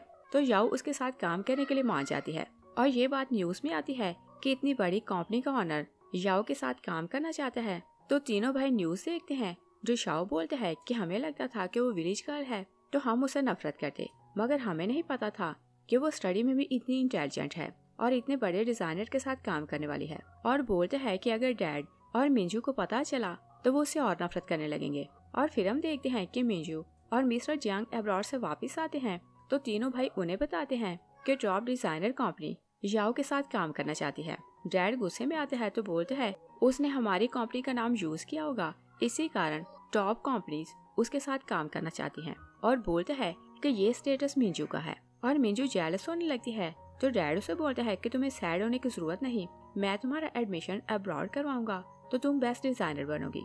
और बोलते हैं कि तुम्हारी मॉम भी ज्वेलरी डिजाइनर है तो ये तुम्हें सिखाएगी कि डिजाइनिंग कैसे करते हैं। और फिर वो बोलते हैं कि तुमने बताया था कि तुमने कुछ स्केच बनाए हैं तो तुम हमें दिखाओ। और मिंजू याओ के बनाए हुए डिजाइन लाकर उन्हें दिखाती है तो भाइयों को अच्छा नहीं लगता। जो शाओ बोलता है कि चाहे कुछ भी है याओ का मुकाबला कोई नहीं कर सकता और एजुकेशन में भी वो नंबर 1 है और डिजाइनिंग में भी उस जैसा टैलेंट किसी में नहीं। तो मिंजू सोचती है कि तीनों मुझे फेवर करते थे तो ऐसा क्या हुआ कि तीनों उसे एडमायर करने लगे। और याओ का एग्जीबिशन सक्सेसफुल रहा था तो वो अपने भाई और फ्रेंड्स के साथ मिलकर सेलिब्रेशन कर रही थी। तो भाई उसे बोलते हैं कि आपसे कोई तुम्हें बुली नहीं कर सकता। तभी उसे किसी की कॉल आती है कि तुम्हारे अगेंस्ट किसी ने रिपोर्ट की है कि तुमने डिजाइन कॉपी किए। याओ गुस्से में आती है तो बोलती है कि मुझे पता है कि ऐसा कौन कर सकता है। टिंगू से बोलते हैं कि हम जानते हैं कि ऐसा मिंजू ने किया तो हम लोग पुलिस में चलकर उसकी रिपोर्ट करते हैं। मगर याओ बोलती है कि हम खुद उसे बदला लेंगे। और वो लोग पता करवाते हैं कि मिंजू इस टाइम कहाँ है। और मिंजू रास्ते में थी कि चारों वहाँ जाते हैं तो उसकी कार को रोक लेते हैं। वो उसे जबरदस्ती बाहर निकालते हैं। तो याओ से बोलती है कि तुमने हिम्मत कैसे की कि किसी को ये बोलो कि मैंने तुम्हारे डिजाइन कॉपी किए हैं। तो मिंजू से बोलती है कि तुम्हारे पेरेंट्स सिर्फ मुझसे मोहब्बत करते हैं और अगर तुम उन्हें बोलो कि मैंने तुम्हारे डिजाइन कॉपी किए तो कोई तुम्हारी बात का ट्रस्ट नहीं करेगा। याओ याद करती है कि उसने पास्ट लाइफ में उसके साथ क्या किया था। वो उसके हाथ बांधती है तो कार से उसे हिट करने लगती है। मिंजू डरने लगती है तो वो कार रोक देती है। याओ बाहर आती है तो उसे वार्न करती है कि नेक्स्ट टाइम अगर तुमने झूठी कंप्लेन की तो मैं कार स्टॉप नहीं करूंगी बल्कि तुम्हारी जान ले लूंगी। वो लोग वहाँ से चले जाते हैं कि मिंजू का फ्रेंड उसे कॉल करता है कि तुम गैम्बलिंग में 2 मिलियन मुझसे हार गई और बोलते हैं कि अगर कल तक तुमने मुझे 2 मिलियन ना दिए तो मैं तुम्हारे अडॉप्टेड पेरेंट्स को बताऊंगा कि तुम गैम्बलिंग खेलती हो। मिंजू घर जाती है तो सेफ से अपनी मॉम का नेकलेस चोरी करती है और फिर वो सोचती है कि इसकी प्राइस शायद कम हो और वो कुछ पैसे लेती है और गोल्ड चुराने लगती है। तभी मिसेस जियांग वहाँ आती है तो मिंजू पैसे वापस रख लेती है मगर नेकलेस वो अपने पीछे छुपा लेती है। वो वहाँ से जाने लगती है तो मॉम उसे पूछती है कि तुम मुझसे क्या छुपा रही हो। मिंजू बोलती है कि कुछ नहीं। मिसेस जियांग खुली हुई सेफ देखती है तो बोलती है कि क्या तुमने चोरी की और वह जबरदस्ती उसके हाथ चेक करती है तो बोलती है कि तुमने चोरी क्यों की। और फिर मिसेस जियांग को रियलाइज होता है तो बोलती है कि याओ 3 साल यहाँ रही और तुम हर रोज चोरी करती और उसका नाम लेती। मिंजू बोलती है कि आप डैड को न बताना कि चोरी याओ नहीं बल्कि मैं करती थी। और मैं प्रॉमिस करती हूँ कि मैं फिर ऐसा नहीं करूँगी। मगर मिसेस जियांग बोलती है कि मैं सबको बताऊंगी कि चोर याओ नहीं बल्कि तुम हो। मिंजू को उन पर गुस्सा आता है तो वो उसे हिट करती है। मिसेस जियांग सीढ़ियों से नीचे गिर जाती है, उसका सर इंजर्ड होता है तो वो बेहोश हो जाती है और मिंजू प्रिटेंड करती है कि उसे कुछ भी नहीं पता कि मिसेस जियांग कैसे गिरी और वो मेड्स के साथ मिलकर उन्हें हॉस्पिटल आती है। तीनों भाई और डैड आते हैं तो पूछते हैं कि ये सब कैसे हुआ, मगर मिंजू इनोसेंट बन के बोलती है कि मुझे तो कुछ पता नहीं, जब मैं वहाँ गई तो मॉम नीचे गिरी थी। डॉक्टर आता है तो बताता है कि उनका ब्रेन डैमेज है, वो कोमा में है, मगर उनकी जान बच गई। मिंजू बोलती है कि वो कभी होश में तो नहीं आएंगी। सब लोग हैरान होकर उसे देखते हैं कि वो ऐसी बात क्यों कर रही है। मिंजू बोलती है कि मेरा मतलब ये है कि मॉम कब जागेगी। तो डॉक्टर बोलते हैं कि हमें पता नहीं। तो मिंजू सोचती है कि मुझे मॉम के पास रुकना होगा ताकि मैं उन्हें मार दूं, और अगर वो जाग गई तो सबको पता चल जाएगा कि उन्हें हर्ट मैंने किया। मिस्टर जियांग बोलते हैं कि याओ की मॉम इंजर्ड है, उसे इन्फॉर्म करो कि वो आकर अपनी मॉम की केयर करे, और बोलते हैं कि हमने उसे अपनी फैमिली का नाम दिया तो उसका राइट है कि जैसा हम चाहें वो वैसा ही करे। मिंजू खुश हो जाती है कि याओ यहाँ आएगी तो वो अपनी मॉम को मार देगी और याओ का नाम आएगा। नेक्स्ट सीन में देखते हैं कि टिंग याओ को सॉन्ग कंपनी लाता है तो सब वर्कर को अपनी सिस्टर से मिलवाता है। और न्यूज में हर किसी ने देखा था कि याओ कॉलेज एंट्रेंस एग्जाम में फर्स्ट आई थी तो सब उसे लाइक करते हैं, तो वो उसके साथ काम करने के लिए बहुत एक्साइटेड हो रहे थे। उधर जिशाओ और जीजे को पता चलता है कि याओ सॉन्ग को अपनी जॉब के लिए गई है तो वो उसे मिलने आते हैं। जिशाओ रिसेप्शनिस्ट को बताता है कि मैं याओ का भाई हूँ, मुझे उससे मिलना है। रिसेप्शनिस्ट बोलती है कि मैं जानती हूँ कि याओ का भाई कौन है और उसने मना किया है कि जियांग फैमिली में से कोई भी उसकी सिस्टर से मिल नहीं सकता, और वो उसका बिजनेस कार्ड नीचे फेंकती है तो जिशाओ कार्ड उठाने लगता है। तभी याओ टिंग के साथ वहाँ आती है तो बोलती है कि जियांग फैमिली तो झुकती नहीं, तो आज उसे क्या हुआ। जिशाओ से बोलते हैं कि मॉम सीढ़ियों से गिर गई, तुम उनसे मिल लो। याओ बोलती है कि मैं वहाँ नहीं जाऊंगी। जिशाओ बोलते हैं कि तुम ये ना भूलो कि उन्होंने हम सबको जन्म दिया और हमें पालने के लिए क्या क्या किया। याओ बोलती है कि उन्होंने सिर्फ मुझे जन्म दिया, मगर उन्होंने सिर्फ तुम लोगों को पाला, मगर मेरी केयर नहीं की। और 3 साल में उनके घर रही तो उन्होंने कभी मुझसे पूछा भी नहीं कि मैं किस हाल में हूँ, तो मैं उनसे जाकर क्यों मिलूं। और फिर वो जिशाओ को बोलती है कि अगर तुम घुटनों पर बैठकर मुझसे रिक्वेस्ट करो तो शायद मैं वहाँ चली जाऊँ। जिशाओ बैठने लगता है तो जीजे उसे रोक लेता है और बोलते हैं कि क्या तुम्हें परवाह नहीं कि मॉम मार रही है। तो याओ बोलती है कि चाहे तुम लोग सब मार जाओ, मुझे इस बात की परवाह नहीं। टिंग और याओ चले जाते हैं तो जिशाओ बोलते हैं कि अगर हम उसे रिक्वेस्ट कर लेते तो शायद वो हमारे साथ चली जाती। और दूसरी साइड पर देखते हैं कि मिंजू अपनी मॉम को मारने का प्लान कर रही थी, मगर मिसेस जियांग जाग जाती है। तभी डॉक्टर जियांग फैमिली के साथ आता है तो वो लोग खुश हो जाते हैं कि मिसेस जियांग को होश आ गया। डॉक्टर बोलते हैं कि अब ये जल्दी रिकवर करेंगे। और मिसेस जियांग जागती है तो उसे याद आने लगता है कि मिंजू ने किस तरह उसे हर्ट किया, मगर वो अपनी फैमिली में से किसी को नहीं बताती और उसे रिग्रेट होने लगता है कि उसने याओ के साथ बुरा किया। और फ्लैशबैक में देखते हैं कि याओ पहले दिन जियांग फैमिली के घर आती है तो मिसेस जियांग सिर्फ मिंजू की परवाह कर रही थी। याओ पूछती है कि मॉम मैं किस रूम में रुकूंगी, तो मिसेस जियांग उसे बोलती है कि तुम बेसमेंट में चले जाओ, अगर कोई रूम खाली हुआ तो मैं तुम्हें उसमें शिफ्ट कर दूंगी। और मिसेस जियांग मिंजू को लेकर चली जाती है। याओ अपने भाइयों और डैड को देखती है तो वो उसकी तरफ देखते भी नहीं। और फिर हम प्रेजेंट में देखते हैं मिसेस जियांग बोलती है कि मुझे याओ से मिलना है। तो मिस्टर जियांग अपने बेटों से पूछता है कि मैंने बोला था कि वो यहाँ आए तो वो यहाँ आई क्यों नहीं। जिशाओ बोलते हैं कि वो हमसे नफरत करती है, वो यहाँ नहीं आएगी। मिस्टर जियांग गुस्से में आता है तो बोलते हैं कि मैंने उसे जियांग फैमिली का नाम दिया तो क्या ये उसके लिए कम है, और अगर वो यहाँ ना आई तो मैं उसे जियांग फैमिली से निकाल दूंगा। और तीनों भाई याओ को वापस लाना चाहते थे तो वो मिसेस और मिसेस सॉन्ग को मिलने के लिए बुलाते हैं और डिसाइड करते हैं कि अगर हम उन्हें कुछ पैसे दें तो वो याओ को हमारी फैमिली में वापस आने देंगे। मिस्टर और मिसेस सॉन्ग वहाँ आते हैं तो बोलते हैं कि तुम लोगों ने हमें क्यों बुलाया। जिशाओ बोलते हैं कि हमारी मॉम बीमार है, आप याओ को बोलें कि वो जाकर उनकी केयर करे।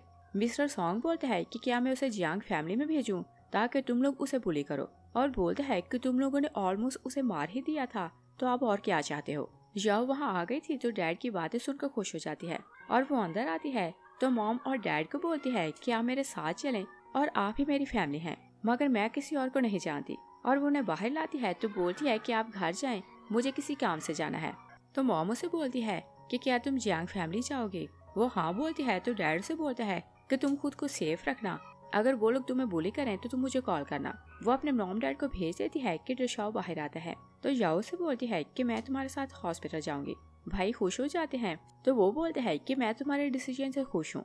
तो याओ बोलती है कि ये तुम्हारी खुशी लास्ट टाइम है और आज के बाद तुम खुश नहीं रह सकोगे। याओ हॉस्पिटल जाती है तो मिस्टर जियांग उसे देखकर बोलते हैं कि मुझे पता था कि मेरी फैमिली का नाम इतना ऊंचा है कि तुम्हें हर हाल में हमारी फैमिली में वापस आना था। याओ बोलती है कि मैं तो कुछ बातें क्लियर करने आई हूँ। वो बोलती है कि 13 साल पहले मिस्टर जियांग खुद मुझे ऑर्फनेज छोड़कर आया और मुझे किसी ने किडनैप नहीं किया था, और कुछ दिन बाद ये मिंजू को अडॉप्ट करके घर लाया।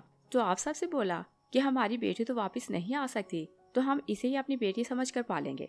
और बोलती है कि 13 साल से डैड ग्रेवयार्ड जाता है और एक लेडी फैंग को रिस्पेक्ट देता है, और बोलती है कि आप लोग इससे पूछें कि फैंग लेडी कौन है। मिंजू से बोलती है कि क्या तुम्हें नजर नहीं आ रहा कि मॉम इतनी बीमार है और तुम ऐसी बातें कर रही हो। याओ उसे स्लैप करती है और बोलती है कि तुम 3rd क्लास लड़की हमारे मैटर्स में नहीं बोल सकती। जो शाओ से बोलता है कि तुम इसे 3rd क्लास क्यों बोल रही हो। तो याओ से बताती है कि ये तुम्हारे डैड और इसकी मिस्ट्रेस की बेटी है। मिस्टर जियांग बोलता है कि ये झूठ बोल रही है। याओ उन्हें एविडेंस दिखाती है तो तीनों भाई एविडेंस देखते हैं तो अपने डैड को बोलते हैं कि याओ तो सच बोल रही है और आपने इसे ऑर्फनेज क्यों भेजा और किसी स्ट्रेंजर लड़की को हमारे घर क्यों लाए। मिस्टर जियांग बोलता है कि हाँ मिंजू मेरी बेटी है। मिसेस जियांग से पूछती है कि तुमने मेरे साथ ऐसा क्यों किया और मेरी बेटी को इतना सफर करने के लिए क्यों छोड़ा। मिस्टर जियांग से बोलते हैं कि जब तुम्हें मेरे अफेयर के बारे में पता चला तो तुमने फैंग को मरवा दिया और मेरी 4 साल की बेटी अकेली रह गई और मुझे तुम पर बहुत गुस्सा था तो मैं तुमसे बदला लेना चाहता था। इसी कारण मैं तुम्हारी बेटी को ऑर्फनेज भेजा और मिंजू को घर ले आया, और याओ तुम्हारी बेटी है तो तुम्हारे पापों के लिए इसे ही रीपे करना था। याओ बोलती है कि स्टोरी तो बहुत इंटरेस्टिंग है। याओ बोलती है कि आप लोग तो प्राउड फील करते थे कि मिंजू आपके लिए सब कुछ है, तो अब आपको कैसा लग रहा है।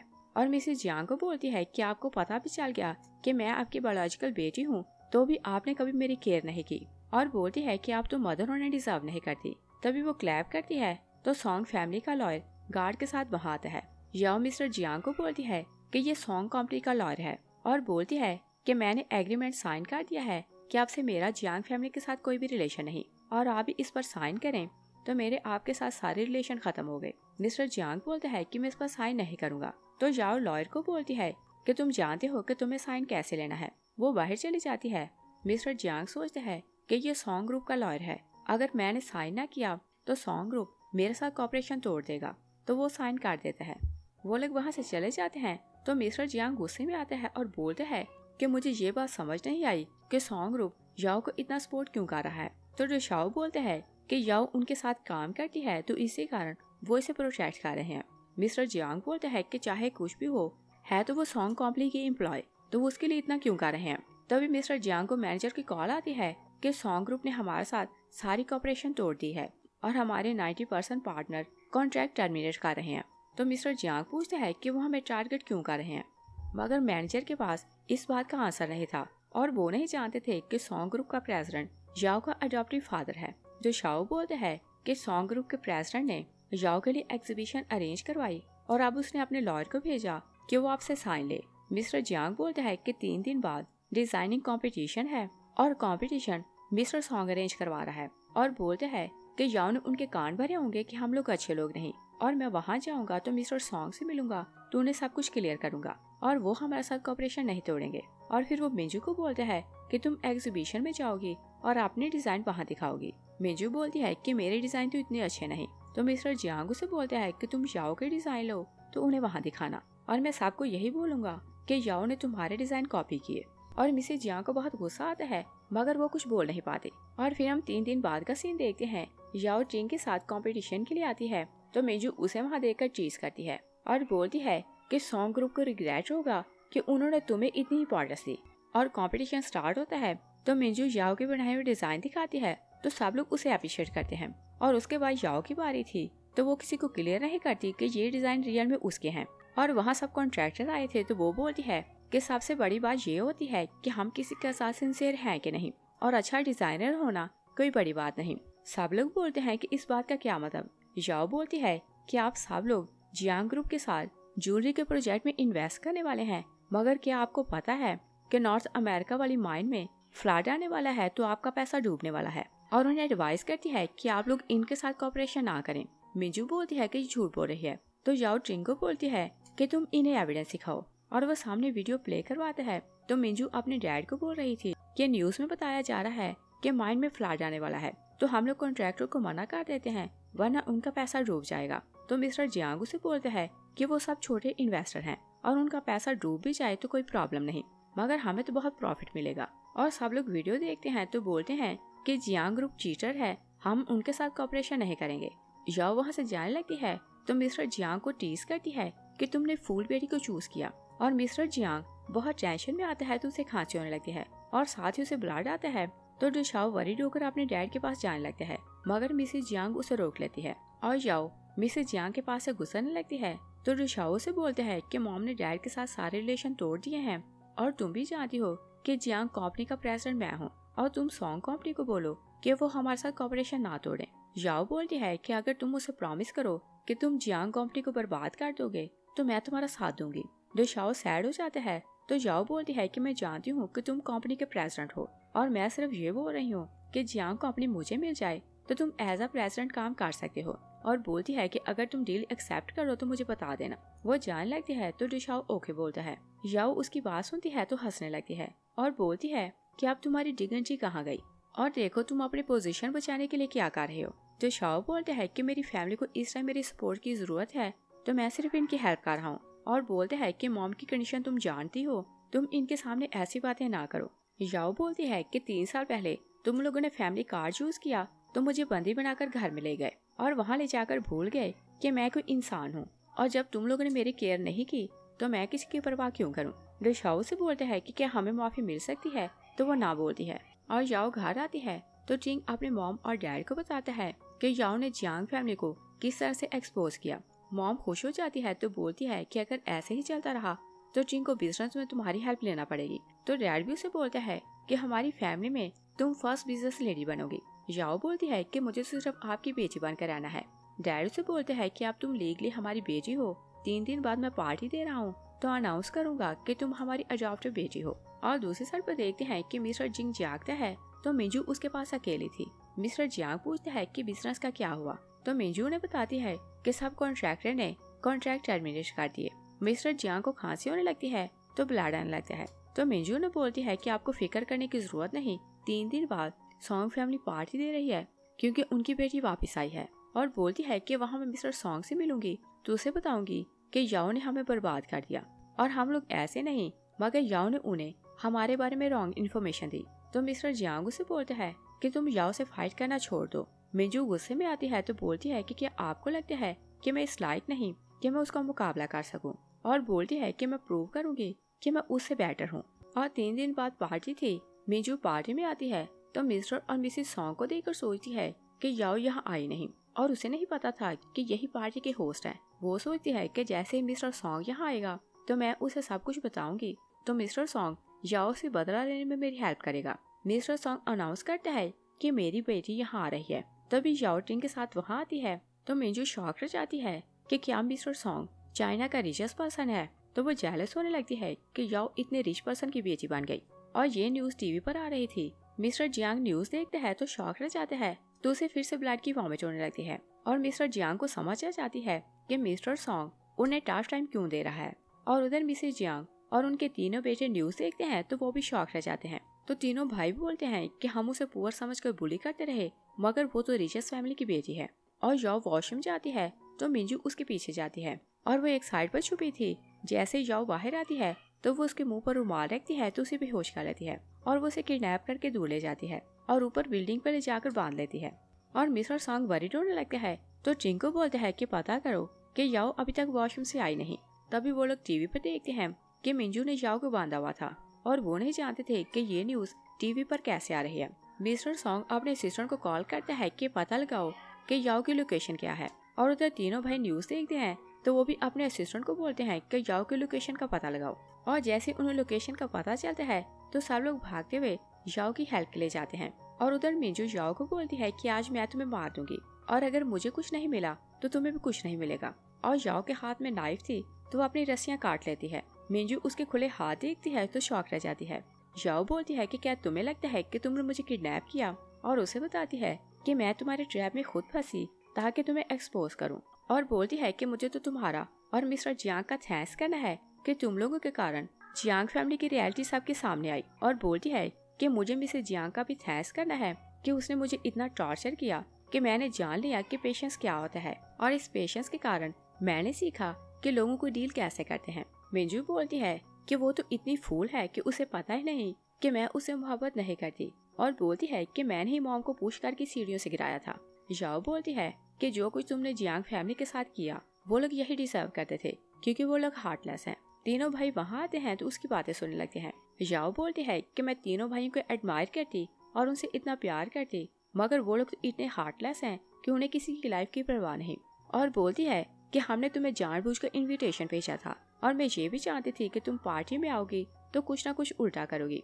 और बोलती है कि मेरे गले में नेकलेस देखो, इसमें टाइनी कैमरा है और सब कुछ लाइव ब्रॉडकास्ट हो रहा है और सबको पता चल रहा है कि तुम क्या हो। तभी चिंग गार्ड्स के साथ वहाँ आते हैं और मिंजू जाओ को हार्ट करने लगती है तो तीनों भाई उसकी हेल्प के लिए जाने लगते हैं, मगर चिंग मिंजू को हिट करता है तो अपनी सिस्टर को बचा लेता है और उसके गार्ड मिंजू को पकड़ लेते हैं। तीनों भाई जाओ को बोलते हैं कि हमें नहीं पता था कि मिंजू ऐसा करने वाली है और हमें रिग्रेट है कि हमने तुमसे नफरत की। तो जाओ बोलती है कि ये रिग्रेट अगली लाइफ के लिए संभाल कर रखना और बोलती है कि इस लाइफ में मैं जियांग फैमिली को कभी माफ नहीं करूंगी। वो वहाँ से चली जाती है कि चिंगू ने बोलते हैं कि मिड टर्म फेस्टिवल आने वाला है तो मैं ये वीडियो और लेटर तुम लोगों को तुम्हारी सिस्टर की तरफ से गिफ्ट करना चाहता हूँ। और बोलते हैं कि 3 साल पहले जब याओ को पता चला कि उसे उसकी फैमिली मिल गई तो उसने ये मैसेज रिकॉर्ड किया था और इसे उसकी तरफ से लास्ट गिफ्ट समझ कर रख लेना।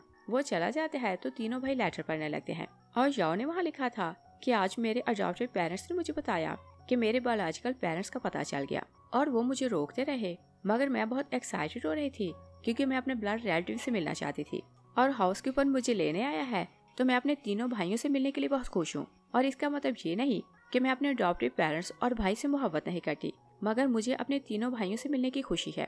और उसने लिखा था कि मुझे याद है कि चाइल्डहुड में तीनों भाई मुझे बोला करते थे कि अच्छी एजुकेशन सब कुछ है और फर्स्ट ब्रदर ने मुझे मेरा नाम लिखना सिखाया और मेरी राइटिंग बिल्कुल उसी जैसी है। और सेकंड ब्रदर के बारे में उसने लिखा था कि अगर मैं खेलते हुए अपने भाई के कपड़े गंदे कर देती तो वो मुझे कभी ब्लेम नहीं करता। और थर्ड ब्रदर जानता था कि मुझे स्वीट्स पसंद है तो वो मेरे लिए स्वीट्स लाता और पार्क में मेरे साथ जाकर खेला करता। और थर्ड ब्रदर बोला करता था कि मेरी सिस्टर मेरी लाइफ है और मेरे पेरेंट्स अब्रॉड जाते तो मेरे लिए बहुत ज्यादा गिफ्ट्स लाते।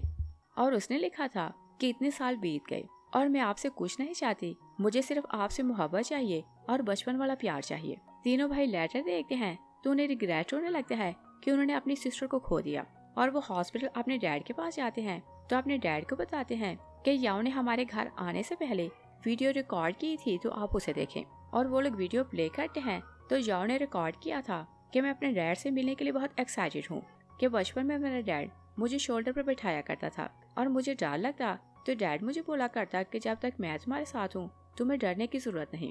और फिर वो लोग नेक्स्ट वीडियो प्ले करते हैं तो याओ ने बोला था कि मुझे लगता था कि मैं डैड के घर जाऊंगी तो डैड मुझे वैसा ही प्यार देंगे जैसा बचपन में प्यार करते थे, मगर पता नहीं ऐसा क्या हुआ कि डैड अब मुझे लाइक नहीं करते। और उसने वहाँ बोला था कि डैड अगर आपको मेरी हैबिट्स पसंद नहीं तो मैं खुद को चेंज कर लूंगी, मगर मैं आपकी नफरत नहीं सह सकती। डैड वीडियो देखते हैं तो रोने लगते हैं, तभी उसकी डेथ हो जाती है तो तीनों भाई रोने लगते हैं, मगर तीनों की लाइफ में सिर्फ रिग्रेट रह जाता है कि उन्होंने अपनी सिस्टर के साथ क्या किया और याओ उन्हें माफ नहीं करती। इस सीन के साथ ही मूवी फिनिश हो जाती है। Thanks for watching.